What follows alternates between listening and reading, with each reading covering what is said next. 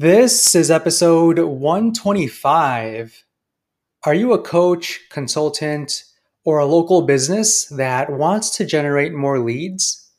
Well, a lead magnet is one of the best ways to do that. And in today's episode, I'll be talking to you about how you can easily craft highly effective lead magnets. So let's get started.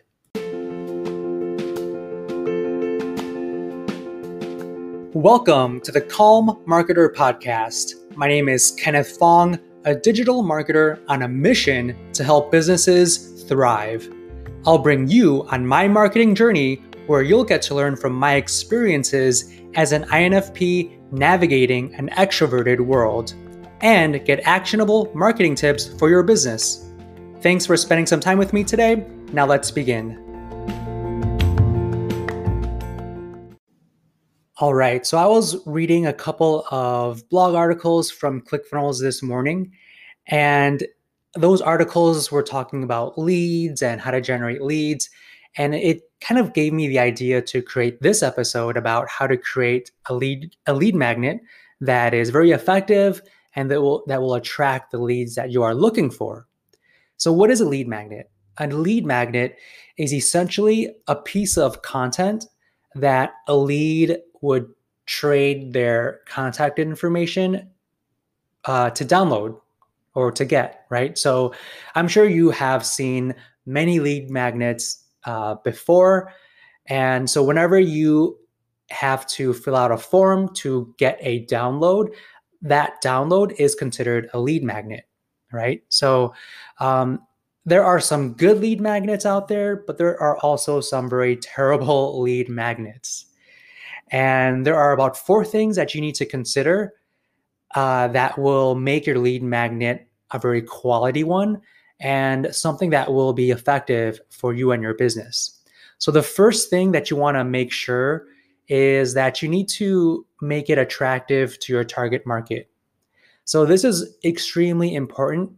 You need to really understand who your avatar is. And when speaking to different businesses out there, most businesses, they don't really understand who their target market is, what are their pain points, what are their desires, and what are they really looking for out of you, out of your business.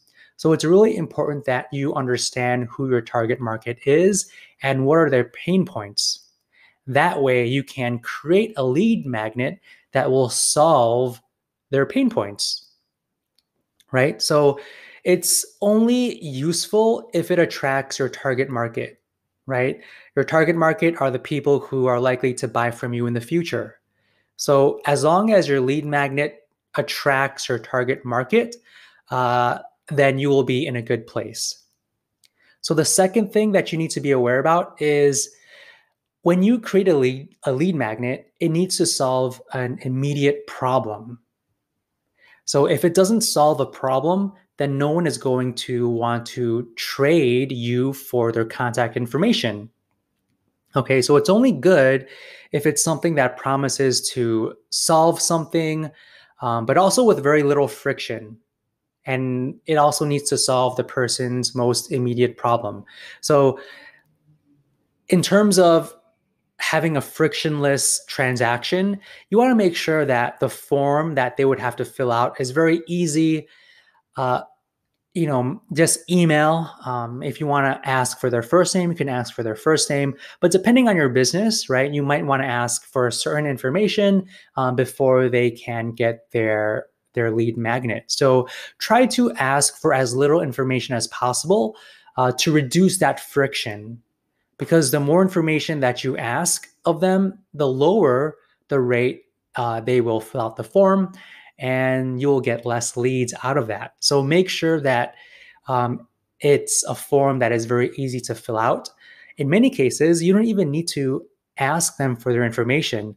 Sometimes it's just like a button to download or to watch a video because a lead magnet will act as a way to capture their information. So in many cases, you don't even need to ask for their information because the lead magnet will ask for their information. So try to make it as frictionless as possible and also understand that it needs to address the person's immediate problem. So if it is to maybe lose weight, learn how to wake up earlier, how to save money, how to achieve something, how to achieve goals, whatever it is, make sure that it solves an immediate problem.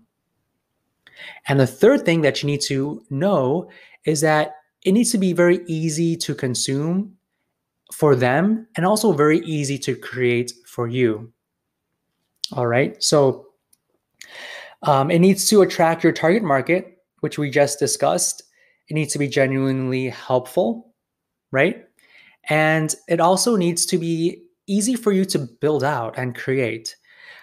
Some very easy lead magnets could possibly be some videos, maybe that you've published elsewhere that you can leverage as a lead magnet.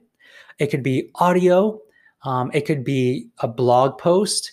It could be a checklist. It could be a one sheet informational piece of content. It could be basically anything. But as long as it's easy for you to create and it's easy for the user to consume, then that's really great, right? You don't want to create something that's super elaborate that your lead will not want to read or want to deal with. You want it to be very easy and you want to showcase the value right up front. And you showcase the value by showing a lead magnet that's very clear and people understand that it will solve that specific problem. The fourth and final thing that you need to understand is that your lead magnet is part of the whole ecosystem that you have. It's part of the what is called the value ladder. So what is a value ladder? A value ladder is essentially, you could imagine it as steps, right, that go up. So each step is one part of the value ladder, okay? And the first steps are the most easiest pieces of products that you have, information that you have that you can give to your customer. So a lead magnet is usually the first step of the value ladder. So it could be maybe a free ebook or a free course, right? So that kind of brings them to your ladder. It introduces them to your value ladder, right? So once they consume the free ebook, the next part of the value ladder would probably be a paid course or your paid services or some type of paid offer that they would need to pay you for. And then after that would be the next step of the value ladder, which would be a more expensive product that you have. So the length of the value ladder really depends on what you offer, depends on your business. It could be very short or it could be very tall, very long. So make sure that you understand that the lead magnet is only the first part of the value ladder because the intention is for you to sell them later on. All right, so make sure you understand that. And I learned basically all of this taking the One Funnel Away challenge.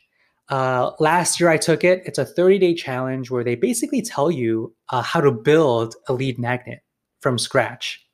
And they give you some pretty cool tips on how to create one within basically a matter of seconds. You can create one yourself. You can use a lead magnet that you have built out in the past. Like, for example, like if you have a YouTube video that's very informational, you could turn that into a lead magnet, right? So that's amazing. Or you can download some lead magnets in the web that you might have to pay for, but it's a very, very minimal cost, but the quality is great. And you can download them and then offer them for free as your lead magnet. So they have a really cool ways you can generate and create lead magnets for your leads. And I highly recommend you take it. If you want to learn more, just click the link in the description or in the show notes and learn more about it. If you have any questions about how to create a lead magnet, if you want me to take a look at your lead magnet to see if it resonates, feel free to contact me. Go to bit.ly/thecalmmarketer. That's bit.ly/thecalmmarketer, and we can connect over there. So, with that said, I will speak to you on the next episode.